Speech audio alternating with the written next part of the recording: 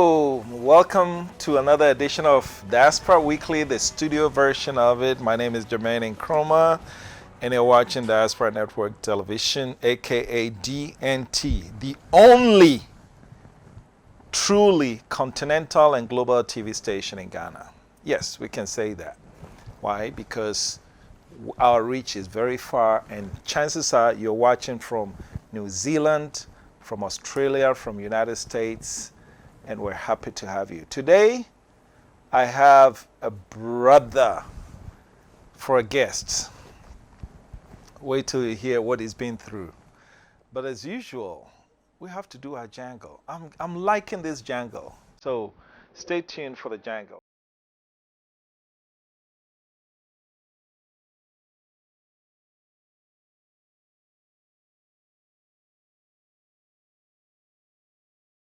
Come back. In today's jangle, I'm still going to go Pan-African on you. You know, my brother who's coming to the set, who's on the set with me today, said something. He said, we're having a discussion, and he pointed something out to me. He said, when the United States needed to transfer technology, it first went to Japan. And Japan,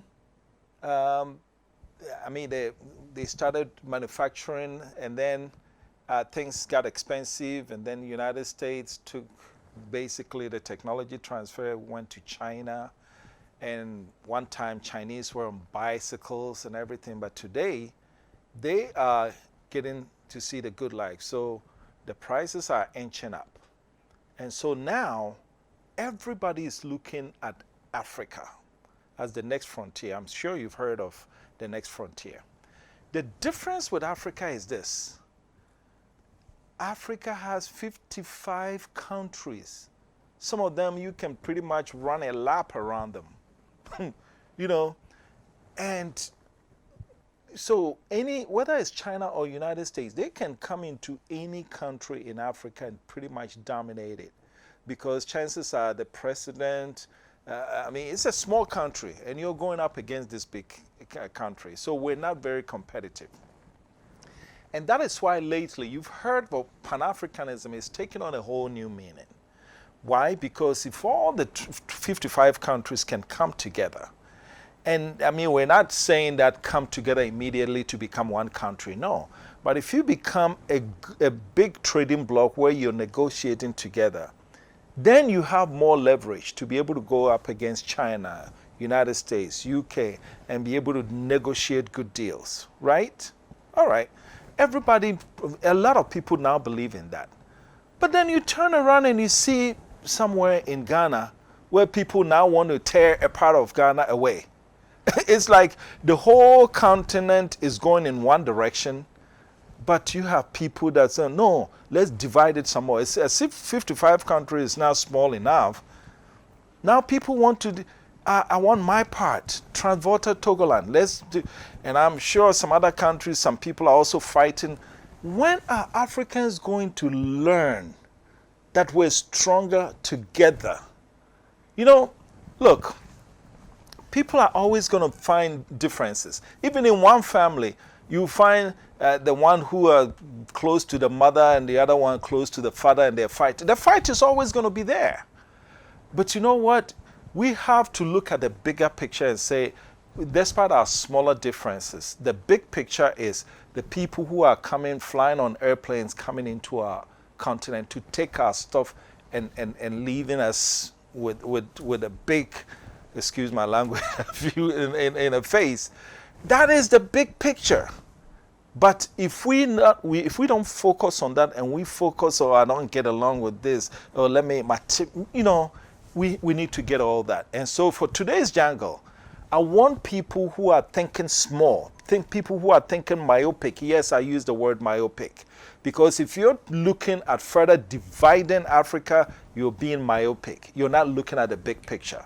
And it's about time all of us looked at the big picture about Pan-Africanism, because that's the only way we can compete with foreign powers. For today, that's the jangle. We'll be right back for you to meet my guest.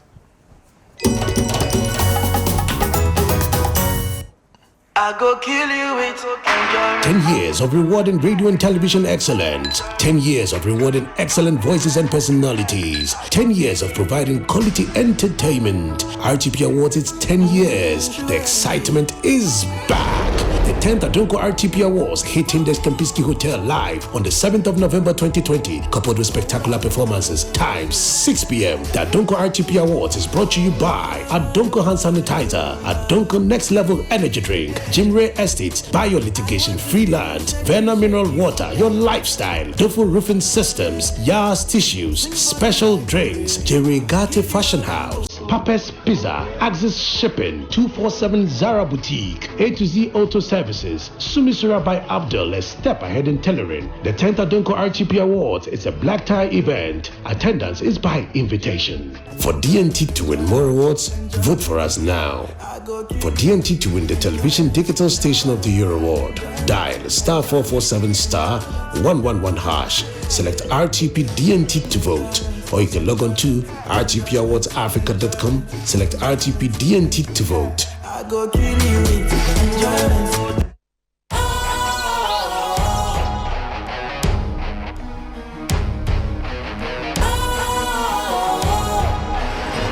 What's cool, fresh and trendy with a new look? Makes you feel real good, that refreshing vibe. Satisfies you right just the way you like. Do you know? Do you know? Do you know? You gotta do it alone. Specialized makes you flow. Anytime, anywhere. Specialized, feel different. Always think specialized. Special Ice Natural Mineral Water. Feel different. Think special. This advertisement has been vetted and approved by the FDA. Hello and welcome back. This is Diaspora Weekly. My name is Jermaine Nkrumah again, and today I'm excited because I have my brother with me, Dr. Kwasi Achampong. Welcome. Thank you, my brother. Dr. Kwasi Achampong is an emergency room physician in New York City. Why is that important? About how many months ago has it been? Since March. March. So about 6 months. Man, when the COVID hit United States, it hit like a nuclear bomb. And you were right in the middle of it. Should I stay farther away or? You're in Ghana, so you're safe. You're in Okay. Ghana, so COVID spare Ghana. Kwasi, how was it? What was it like? It is one of the most scariest things that I've seen in my life as a physician. Actually, I have my own private practice, as you know. Okay. And I cover emergency rooms for admissions. And then when a patient comes to the hospital, you really take care of them. Some people you just have to admit, some of them you just have to discharge if they are in severe cases. But this COVID era is something that I have never seen before. My 23 years of practice of medicine in the US, I've never seen. Are you allowed to talk about the specific hospital you work at? Oh, I can tell you. I mean, I work with the Northwell system. Okay. The system has about 22, 23 hospitals. Okay. You know, which operates many of the hospitals in New York City, especially Long Island. Okay. So yeah, I think it is a very good hospital, very reputable hospital.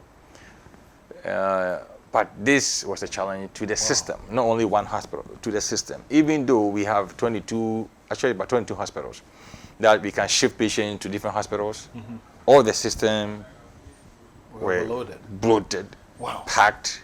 Where in New York City is your hospital? Actually, I'm in Long Island. Most of the hospitals, the system hospital is is in Long Island.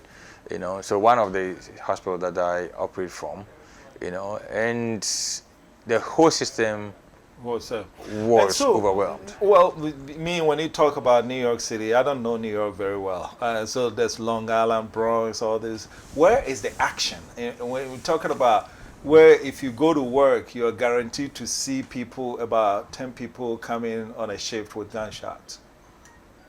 No, actually, the New York City health system, we have New York City health system, we have New York State health system. Okay. They categorize certain system in terms of levels. Okay. Okay, you might be, the neighborhood that you have gunshot, but you may never see a gunshot wound because you're not a trauma center. Okay. So gunshot wound will So go you're to also trauma. not a trauma center. Mine is not a trauma Okay. center. So, I mean, they have trauma center, they have burn units or burn center, they have different levels. Okay. So yes, I mean, the access is there. I mean, as a physician, you go around, sometimes they will bring the patient to the nearest hospital for you to stabilize the patient. Okay. While you stabilize the patient, they will transfer to, so this thing like that. But you live in America, gunshot is not a big deal. Yeah. I mean, you live in New York, gunshot is not a big deal. I mean, I wouldn't even worry about it, so it's part of us. Yeah, that's yeah. But when did you start noticing that, wait, this thing is serious? When COVID started? I mean, tell me what the beginnings of it were, when you were starting to get people in.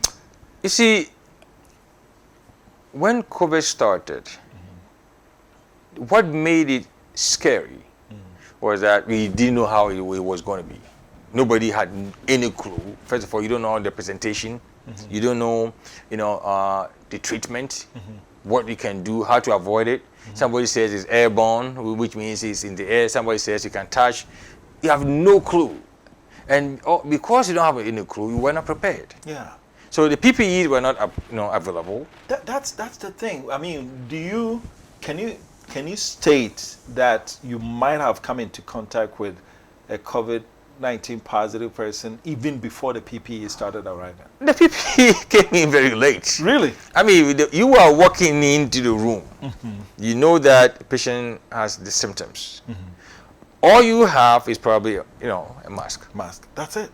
I think I posted something on the Facebook, and when the first time I have full PPE. Yeah. And I say, hey, we have PPE. I remember that. Oh yeah, I was remember that. very happy. But meanwhile, we have worked almost about 2 to 3 weeks without that. And you go to the room, you walk to the room, you see the patients, and you go in, you're scared. But number one, you can't appear scared. Patient is looking at you, and patients are they can pick up things from you, the doctor. The body language is loud and clear. They are looking at you for hope, for something. And you look at him or her. So how do you handle that, knowing at the back of your hand that this patient can kill me? That doesn't occur to you. I mean, for me, it never occurred to me. Never did. No, okay.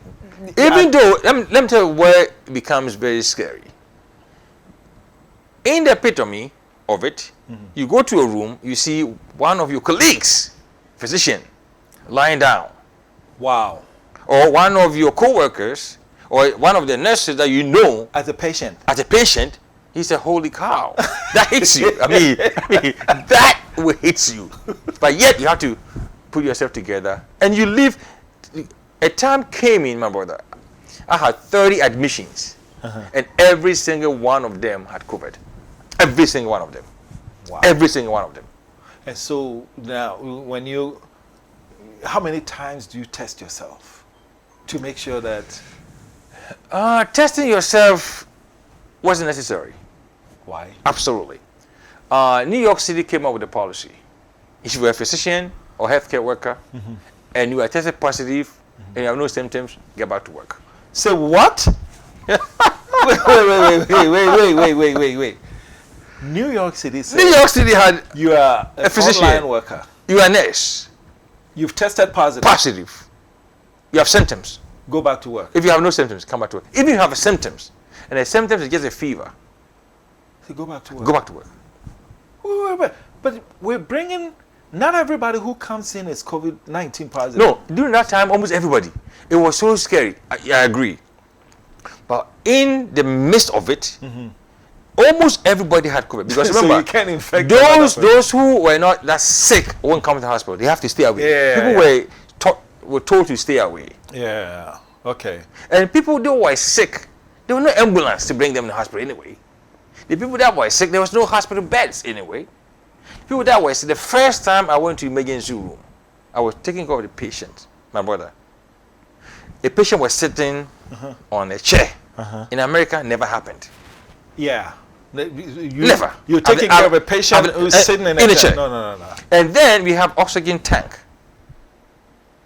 The oxygen tank is supposed to be for one person. We split it for 2 people.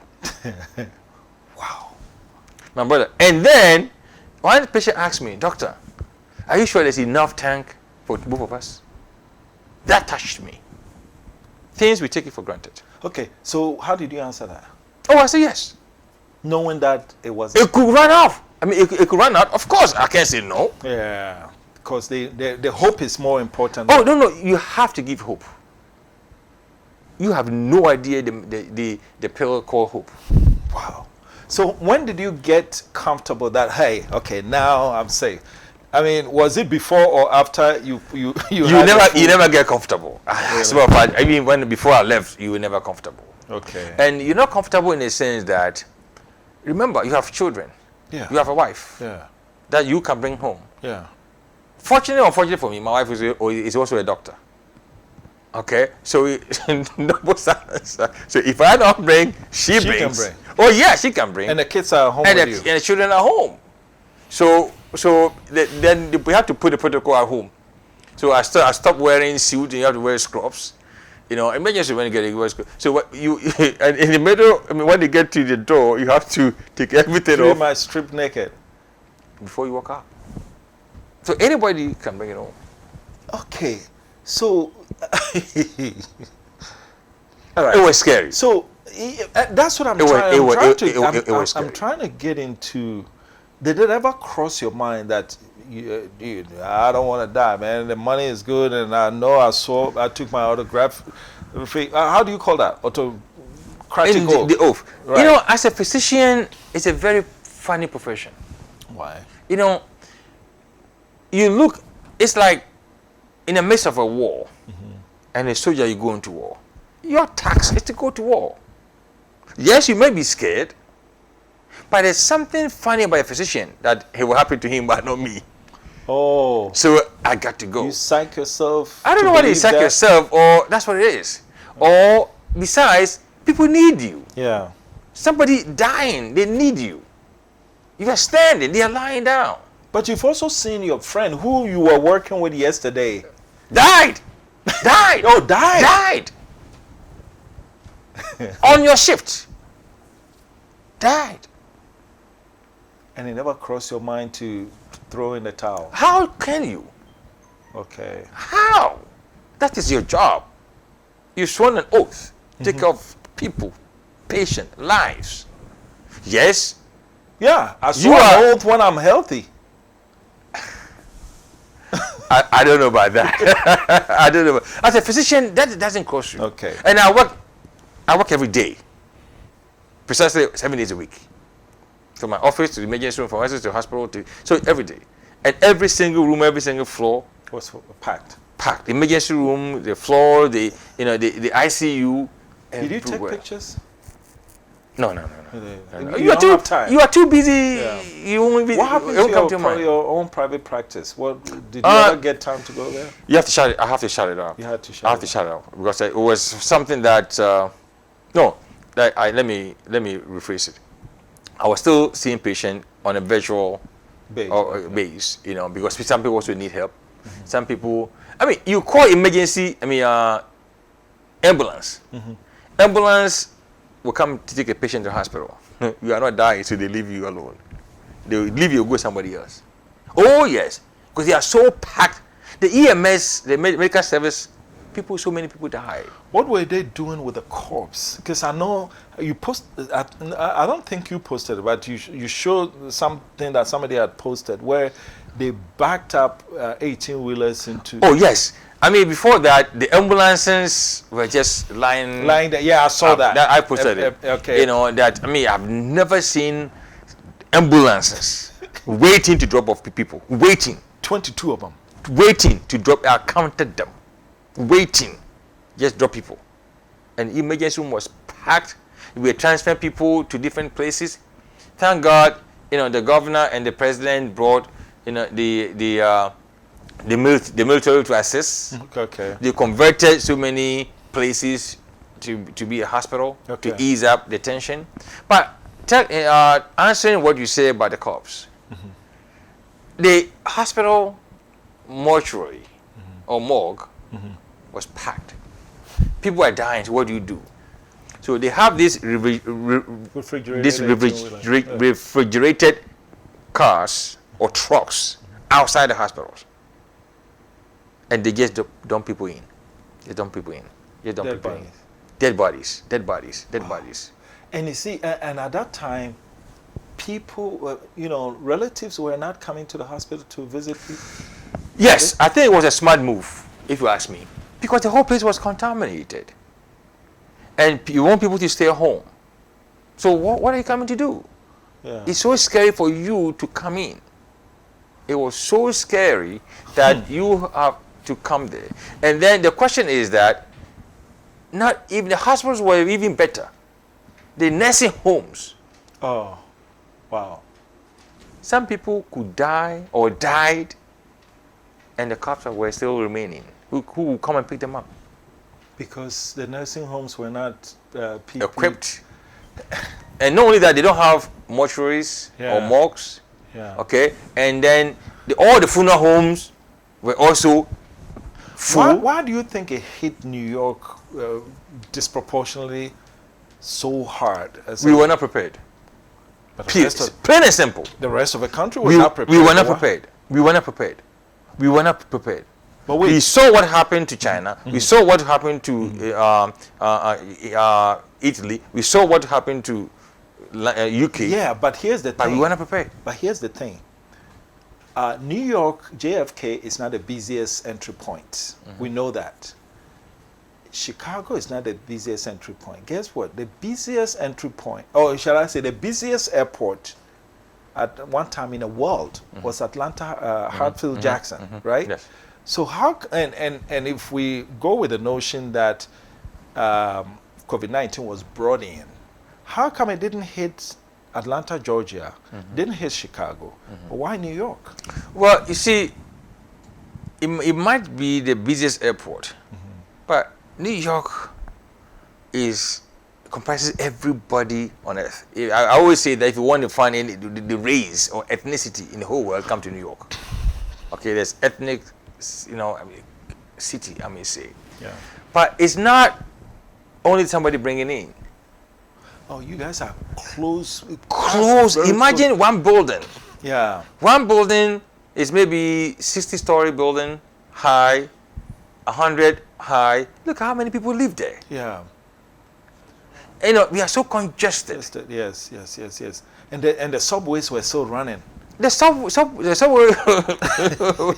were running, and you see in New York City and the subway system, sardines. There's a way, So we are just too many. Yes. Okay, so whose responsibility? Who bears the first? I mean, this is venturing into political territory. In America, there's federal, state, and local governments. Yeah. Whose first responsibility was it to control it? The way as you know, the U.S. system is set up. It's controlled by the states.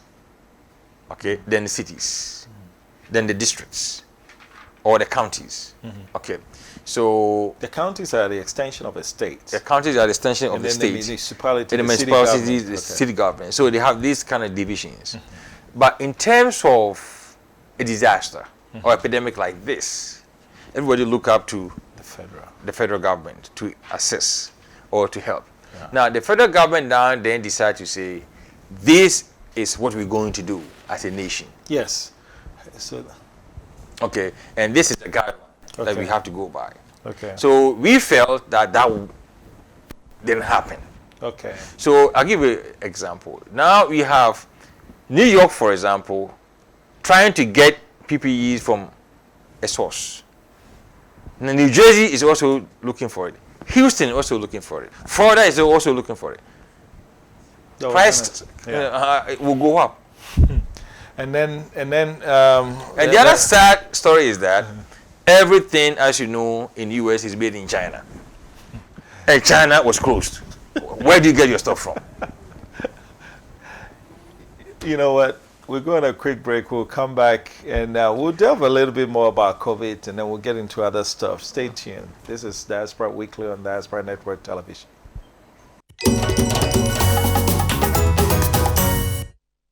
Would you buy anything without first knowing exactly what the product was and how it could benefit you? Definitely not. Neither should you vote for your next member of parliament without knowing who they are and how they plan to solve your problems. Watch The Next MP only on Diaspora Network Television and find out the men and women who want to represent you in parliament. The Next MP only on DNT. As the national regulator of the communications industry in Ghana, the National Communications Authority seeks to ensure an environment that is safe and fair for consumers and service providers. NCA grants licenses and authorizations for operation of communication systems and services, develops guidelines to streamline communication activities, establish and monitor quality of service indicators for operators and service providers. NCA is in 8 regions: Nkrumah, Tamale, Takoradi, Kumasi, Ho, Koforidua, Sunyani, and Bolgatanga. Do you have unresolved complaints with your service providers? Contact us on 0800110662, 0307011419 between the hours of 8 o'clock a.m. and 5 o'clock p.m. from Monday to Friday, or visit our website at www.nca.org.gh and follow the procedure for filing a complaint or submitting enquiry. National Communications Authority, Communications for Development.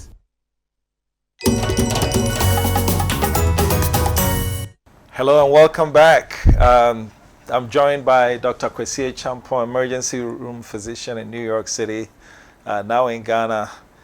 He's been to, shall I say, well, I guess we can't say it was hell, but the way he described it, it must have been hell and back. Well, you can go in and you will not come back. or you come back sick. I know, right? I know during that time, the governor, there was a fight between the president, who heads the federal, and then Governor Cuomo, who heads New York State, and then Joe de Blasio, for New York City. What was those dynamics like? You see, the way the things, I mean, honestly speaking, if I tell you that I was following that up, I'm lying to you. Okay. That was the least of my worries. All right. You know, all I care is, I have my PPEs and I have patient to take care of. When I come home, I guess I'm not easy. But but let me add a little bit on it. You have New York City should be controlled by Joe de Blasio. That is his domain. Right. Okay, so he can set policies. He can go for his own PPEs. He can actually get people to do the PPEs. Then you have the governor, who is New York State, also look at the whole statewide, what should be done. So he's looking at the whole entire state. Yeah. So Albany and Buffalo. So that is his job. And quickly, the numbers, when I looked at the numbers, right, you saw Queens County. Yeah. The counties, the numbers were congested in the New York City area, which means Albany and Buffalo didn't really. Why was that? Oh, it's very simple. I mean, I always say that if they come in, or if you hear people saying that the blacks, were hit so hard, well, the blacks, let me lump them together. The blacks were hit so hard. How come the white were not hit so hard? Of course, the whites, wife, husband, 2 kids or 3 kids live in a suburb. Okay, so when you say quarantine yourself, each kid has a room. They come to the kitchen, go to their room. Now, I mean, in New York, we used to crack a joke that in the poor neighborhood we take shift in To sleeping. sleep. Yeah, some people sleep out in the afternoon, some people in the evening, some people sleep at night. Because I mean that's a shift sleeping because before I moved to the suburb, okay. I had 2-bedroom apartment. You remember, it's a cost to live in New York City. I don't Today, even know the how you 2-bedroom guys- apartment in New York, 1 bedroom is about 1,500. That's how much I pay for my mortgage for the entire No, mortgage of and a a 2-bedroom, 4-bedroom house 2-bedroom in is the suburb. $1,800 to $2,000. So Why? not that many people can afford it. Yeah. So when you ask them to quarantine, where are they going? They're going to quarantine. So which means, and you know what? I'm glad. That's why I like these conversations, because when they talk about, oh, the disease is hitting black people disproportionately, they come up with all kinds of reasons. Oh, there are existing conditions, we don't take care of them. But you know what? New York City alone can drive the national numbers. Absolutely. So, Absolutely. and this explanation that you gave me makes perfect sense, because if in a typical black household, right, in New York City, how many people live there? New York City is about 9 million people. Yeah, but in a typical black household, one household. I really can't tell you. But I'll probably, let me average about even 5 or 6 people. 5 or 6. Minimum. Let Minimum. me be modest. Okay, 5 or 6 Yes. minimum. And this is not a wide place. No, a 2-bedroom house. So it's very easy to spread. Absolutely. Whereas over there in the suburb where the non-blacks dominate. But if you look at the apartments, it's a huge apartments. One apartment can carry about 2,000 or 3,000 people. Yes, I've seen that. And they have 2 or 3 elevators Yes. or lifts. Yeah. So imagine 2 or 3 elevators Elevator. handling 3,000 people. Yes. And you ask them to quarantine. And you see, Wow. when you before the masks came, when you this elevator, it comes down, 5 people get out, another 5 go in. 5? The 20. Air, okay, so the air is still That's right. circulating in the Yes. in the. Yes. Yes. Wow. So they said, and this is, I don't want to bring racism here, but once you put people together like that, disease can easily spread. Spread, yes. Whatever the reason why we kind of clump together, the disease can easily spread. Why in America? People look at America and they said, why is America struggling with COVID? America is struggling with COVID because, you see, you live in a country that think that everybody matters, and also of course everybody's opinion is also necessary, and the rights. My right is to not wear a mask. You can't tell me I should wear a mask. That's my freedom, whether I want it or I want to wear it or not. But at the same token, that your right can also make me sick. Yeah, but there's a law. Seatbelt is a law. How come Americans are not saying, it's my right, I don't want to put seatbelt on? If they see you without seatbelt, they'll give you a ticket. How come you can't do that with masks? You see, human beings, when you make laws, why laws are being made is because people don't want to follow the rules. Now, in New York City today, if you don't wear a mask, you're risked to pay $50 in the train if you're going to go to the subways. Because that time the law was not made. Oh, okay. So if the law is not made, then I have an option. Yeah. If the law was not made to, if I don't wear seatbelt, you're going to Yeah, charge I me. Of course, I don't have it. Yeah. I don't have to wear it. But Okay. once laws are made, Okay. and there's penalty for breaking the law, then everybody would now sit up. But there was no law. Yeah. If there's no law, it's my freedom. Okay. So, are you saying that's why America is the individual freedoms? And Individual freedom is important Yeah. as human beings. Okay. But when in a situation like this, you have to compromise a little bit. Because in China, the way they crack down, it's like, dude, if the president says we're doing this, you don't wait for a law to come. You just hear it on the radio and say we're wearing masks. And that's how they were able to contain it. Yeah. But America is not the only place where people value their rights and everything. So Canada is the same thing. How come Canada has been able to contain You it? see, once we have a crisis, we must need a leader to guide everyone. That this is how we're going to get out of it. Once we set the rules and regulation, and you get the vision, everybody will follow. Yeah. But when the leadership is divided, the opinions are divided, that is just like a common code. In some extent, it is. But some people say no, where this. So when you have this division, So do you think Trump not taking it seriously had an I've effect? listened to him many times. Yeah. You know, one reason he said that he's the leader of the nation, he doesn't want to panic anybody. Yeah. He have a point there. But on the same token, people listen to you. If I had a People- choice of being, if I have the choice of panicking and dying, guess which one I'll choose? But remember, don't forget, as an American, you have a right to die.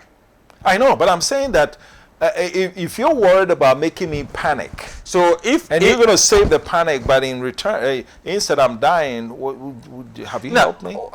I don't want to make it a political issue, but if my choice is to die, who are you to tell me that I don't, I should not die?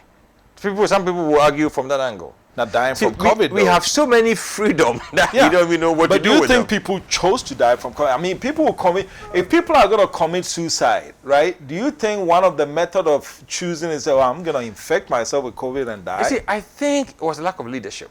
Okay. People will listen. But if you tell me that nothing's going to happen to you, Yeah. why should I put a face mask? Yeah. If you do, I've seen some people are dying. Yeah. It's not me. Human being a very, very, very, very interesting creature. It's him, but not me. Yeah.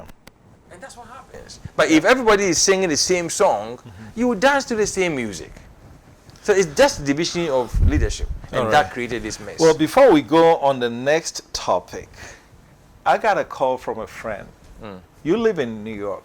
Yes. There was doomsaw in New York. True or false? Is doomsaw is English word or Ghana word?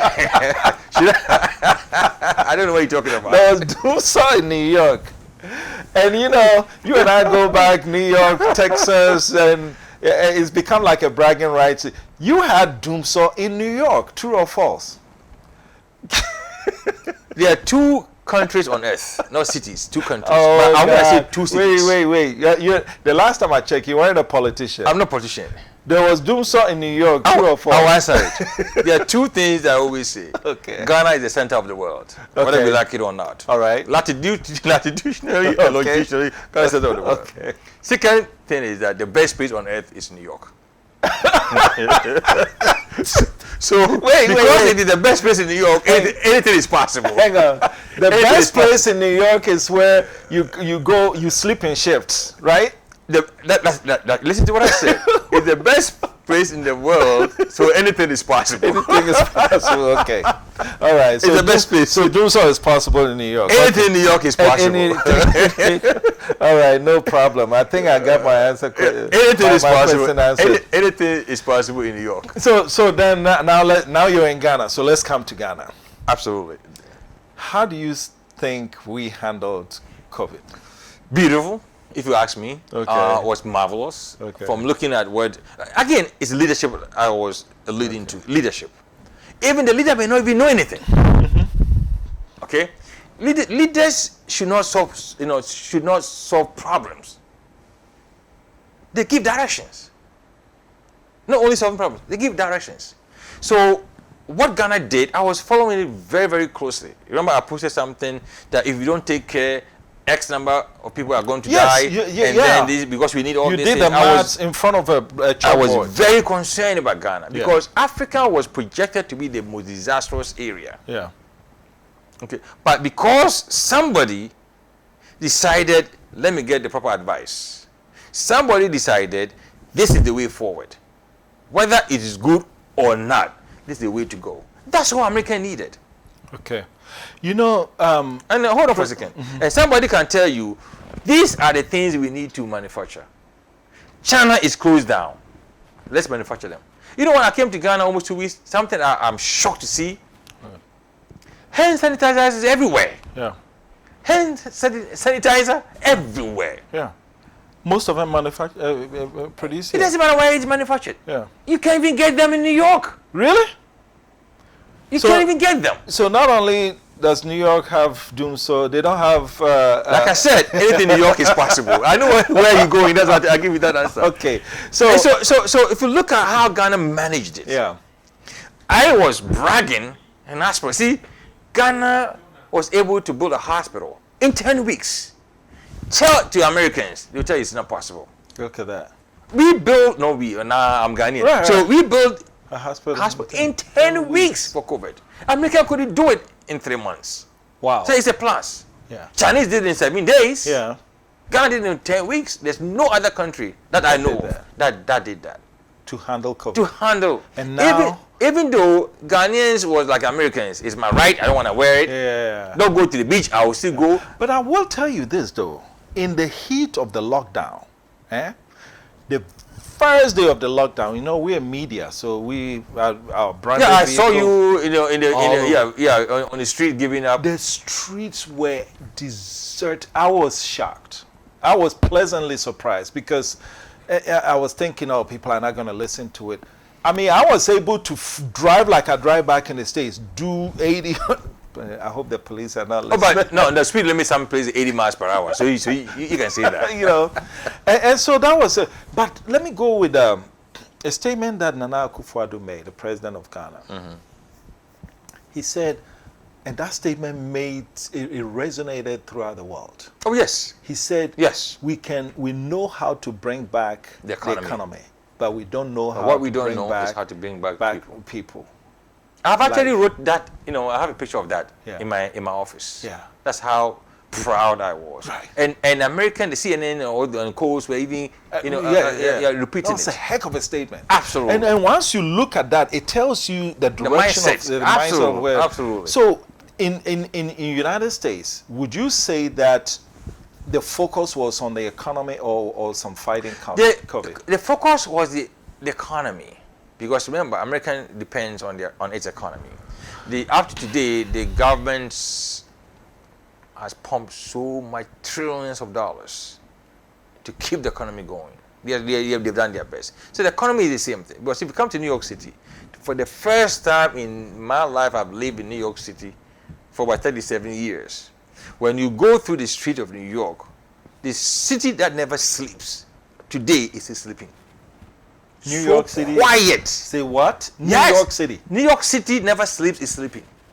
It's so quiet and the cities are empty. And then the streets are empty. And then one thing I've never seen that I'm seeing right now, space for rent, stores for rent in New York City. Wow. That's how bad it is. So when you look at, but Ghana, I was having this discussion with somebody. Say it's not only Ghana. We have a lot of visionless leaders on the continent, and yet COVID is contained. Was it leadership in Ghana, or did we just get lucky? Both ways. Okay. Africa, somehow, were not hit. All the projections were wrong. Africa, for whatever the reason is. You're a doctor. Yes. Is it our physiological gifts, or is it the climate? What is it? I don't think it's the climate, because you have the same climate as South America. Yeah. South America, Houston is actually harder than yes, here. was hit hard. So I don't know about the climate. And then people are starting giving different kinds of theories. What is coming up to be is that most people with vitamin D deficiency, even in America, blacks have the highest vitamin D deficiency. Why is that? Because remember, we were officially in a tropical region. So the skin protects the sun rays into the skin, into the body. You absorb vitamin D, from the sun. So we need vitamin D here.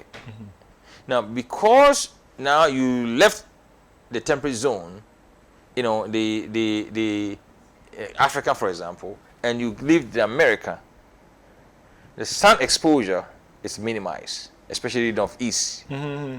Okay. Where you guys? So the little sun that's coming through your skin, the penetration is you have reduced penetration. Okay. So therefore, your vitamin D absorption is decreased, and the number of days or hours you spend in the sun is minimized. In the winter time, we have only 4 or 5 hours of sun. Yeah, but that doesn't explain why it's hitting black people in the southern part of the United States where the weather is hot. Absolutely. Absolutely. So there is so many different theories. So people are looking at vitamin D deficiencies. But coming to Africa, if you ask me what happened to Africa, I would say only God. Because all the theories don't make sense. It makes absolutely no sense. God knew that we can't keep. We would die. Yeah. We would die. And so maybe it's a source of why others are, I mean, they hate them. It's like, geez, why are these people dying and we are dying? Yes. And one thing, I don't know if you're going to ask me or not. So my biggest problem, I'm a physician. You have to save lives. My biggest problem is the vaccination. Okay? Now, if you have the vaccination and then you tell me, there are two things I'm going to talk about. If you tell me that we are developing vaccination, let's take it to Africa and vaccinate Hold people. that thought. Hold that thought. We will be right back because we're going to Africa when we come back. This is Diaspora Weekly. Stay tuned. We'll be right back. I go kill you with enjoyment. 10 years of rewarding radio and television excellence. 10 years of rewarding excellent voices and personalities. 10 years of providing quality entertainment. RTP Awards, it's 10 years. The excitement is back.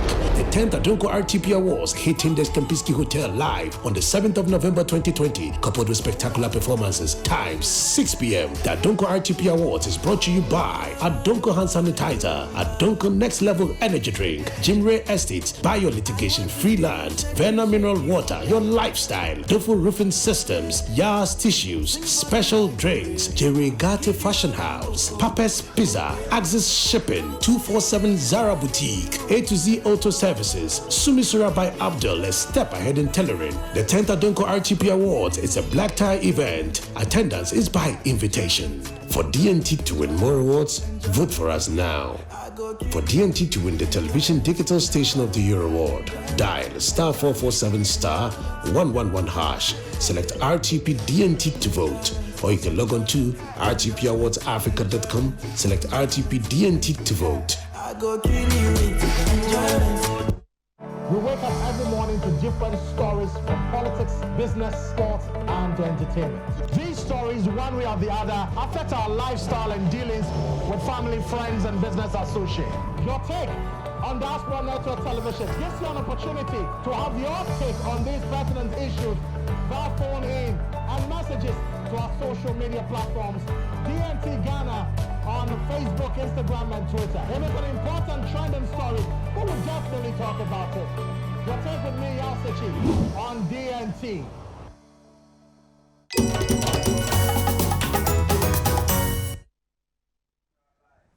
Welcome back. This is Diaspora Weekly, and we're joined by Dr. Kwasi Achampong, emergency room physician in New York City. Now he's relaxing, but he's been to hell and back.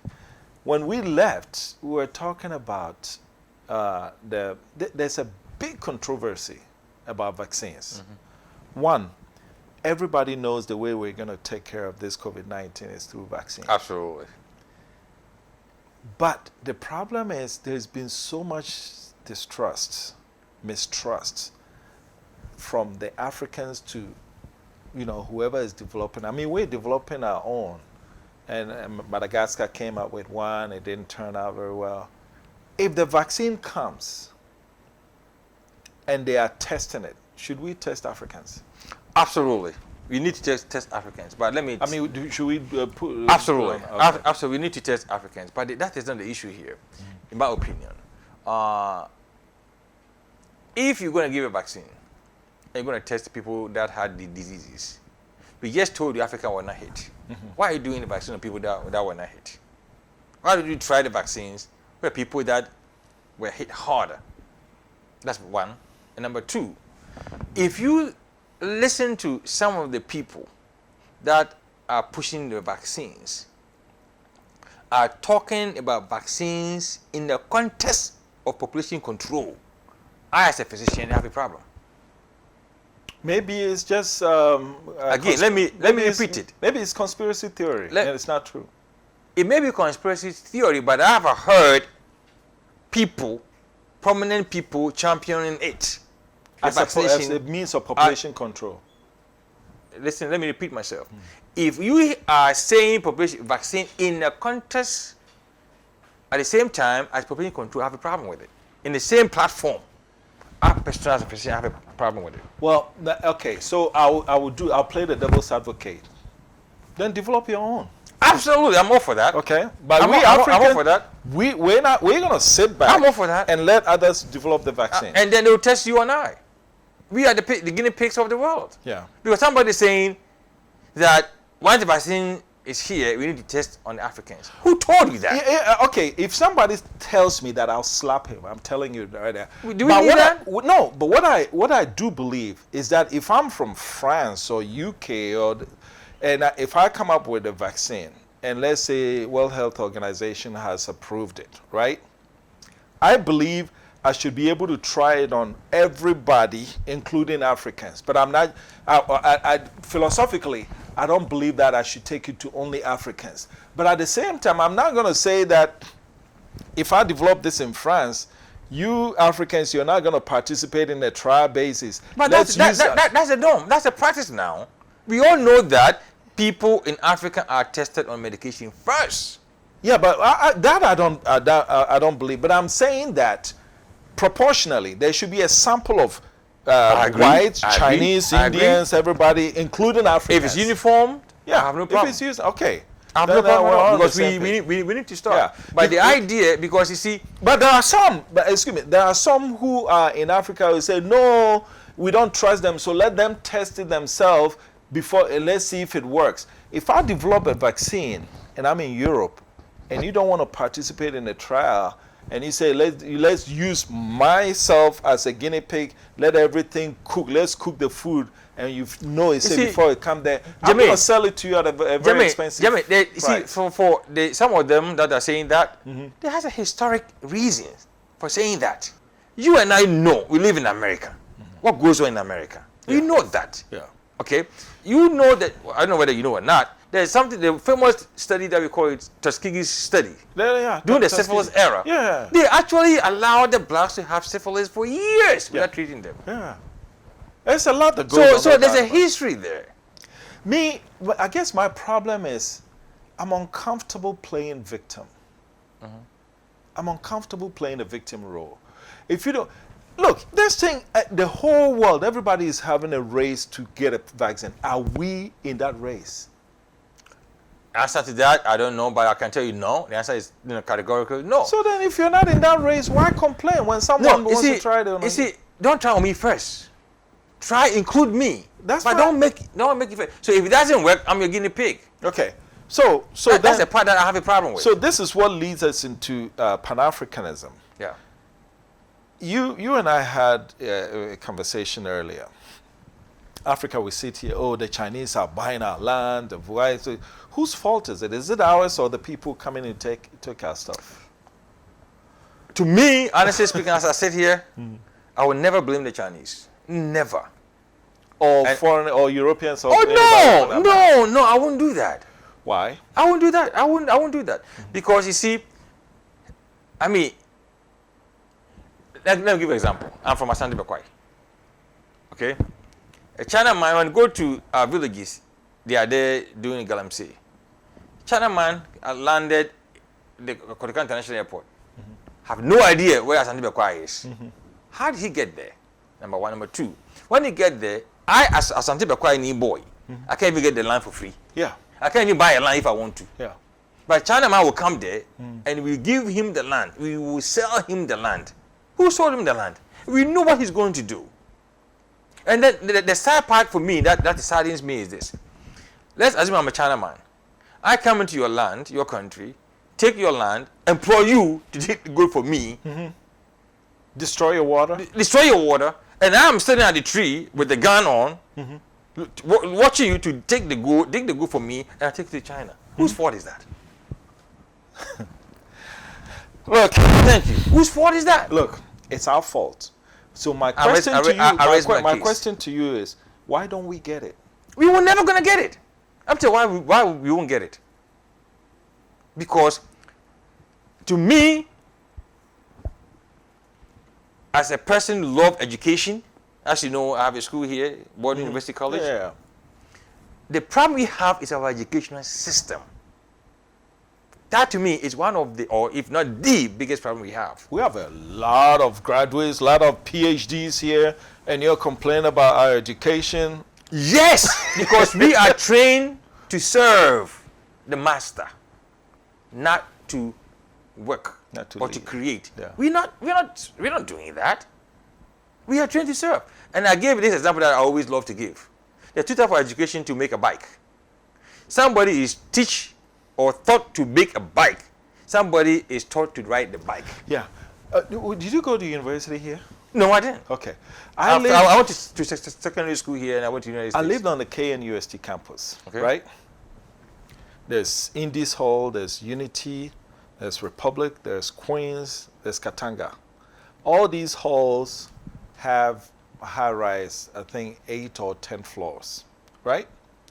Do you know how many engineers that university churns out? I don't know. Good. But every single one, at the time that I was there, every single one of those elevators were broken down.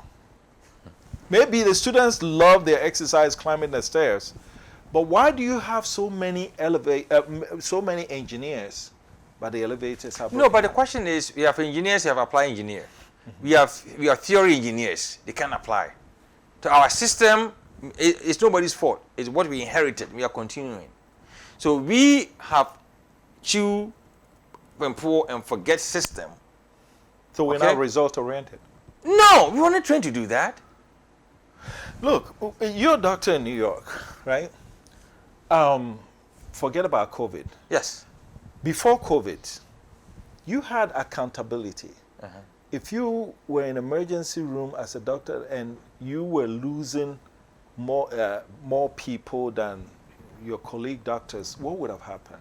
You see, before I answer that, let me put it this way. I told you we were in a system of 22 hospitals. Something happened that I thought was very brilliant. This is what they did. In the midst of COVID that we don't know what was going on, they were running studies at the same time. Yeah. Group A, give this treatment. Yeah. Group B, give that treatment. So within a month, they saw that some The work. results, Well, yeah. the results. I don't know what happened in Ghana. I don't know what we done in Ghana. What we done in Ghana. That's the mindset Yeah. of the people that we're dealing with. Yeah. Okay, so your mindset is find solutions. Find solutions, So yeah. are we finding solutions? I don't know. So that is a problem. Now you can't solve a problem if you don't know what it is and find a solution to. We are good at identifying problems, Yeah. but we don't have a solution to the problem. So, with regards to, we were talking about engineers and we're not result oriented. No. My biggest thing in Ghana here, if somebody goes to the hospital under care of a particular doctor, she dies.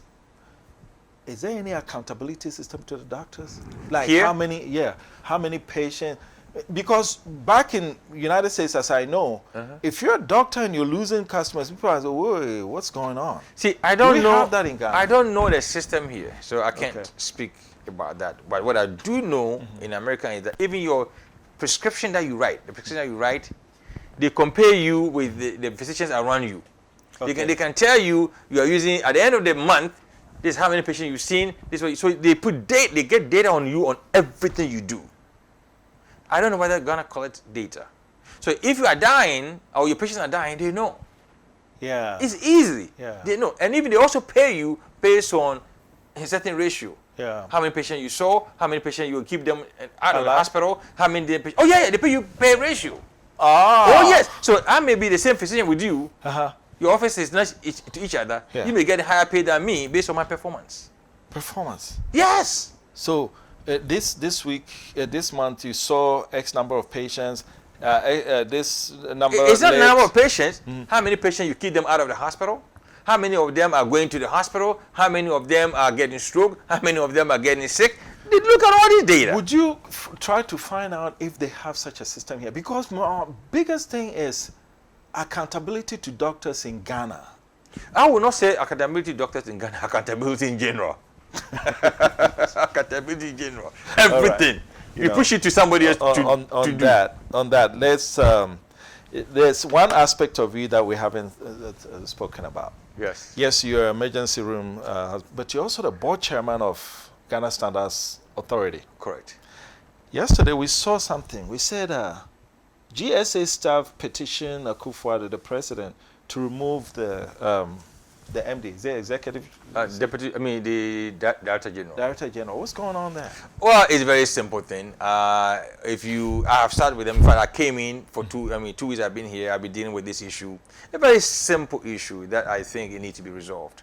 And I'm hoping that we can resolve it to put this to rest before I leave. It's just simply because of Ghana Standard Authority and FDA. We came out with harmonization.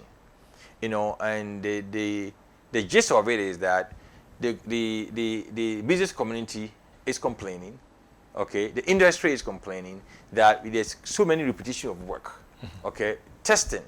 Why should I come to Ghana Standard Authority to test and then go to FDA to test the same thing? Is there any collaboration that we can come up with? How come I have to pay for this and pay for that?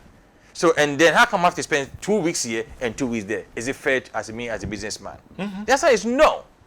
So we decided, can we come together, okay, and harmonize the system, okay? And that is all this is about. And who doesn't like that? Well, some people don't like it. Don't like that. I In mean, fact, some people don't like I think you are even being nice. If you ask me, right, you have 2 entities, Food and Drug Administration, FDA, and Ghana Standard.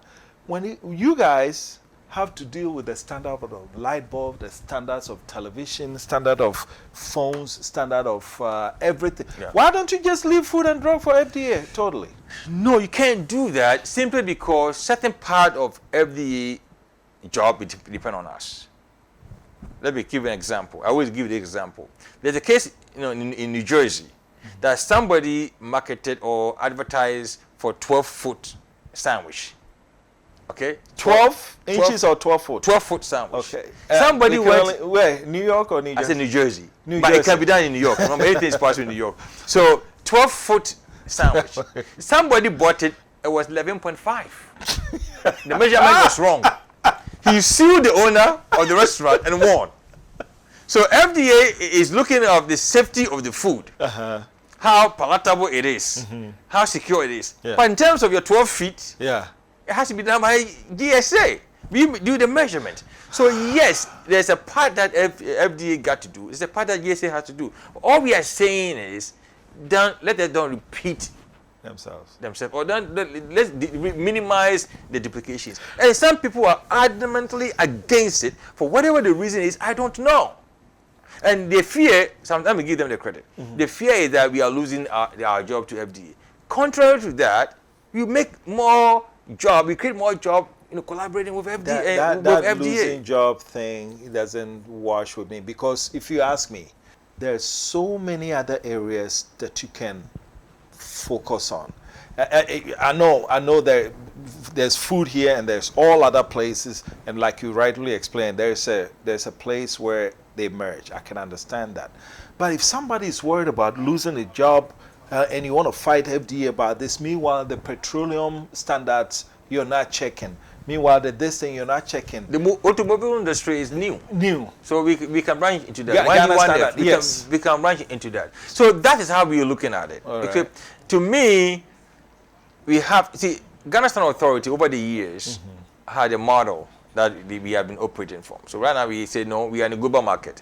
We are in a competitive market. FDA doesn't have to bring their specimen to us for us to test it. There's no law that governs that. Yeah.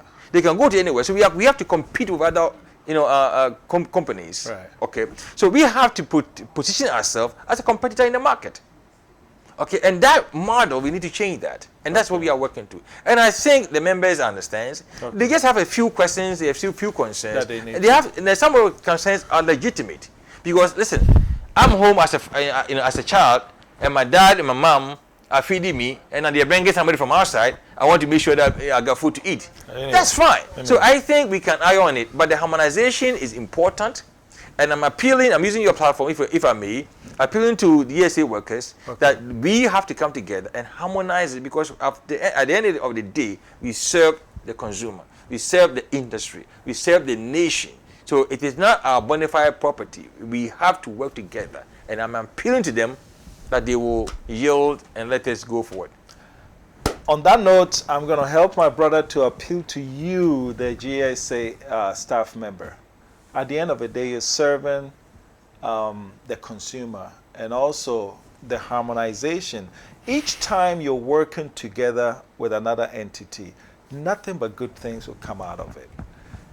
One thing we don't do very well as Africans is working together. So I have a board chair here who's very big on working together. So I'll join him in appealing to you. And on that note, I want to also thank you for watching Diaspora Weekly. My name is Jermaine Nkrumah and was joined by Dr. Kwasi Achampong. He wears many hats.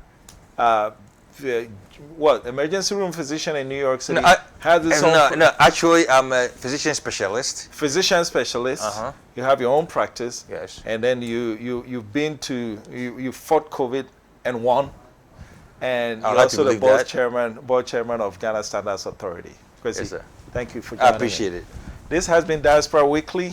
My name is Jermaine Nkrumah. Thank you for watching. Stay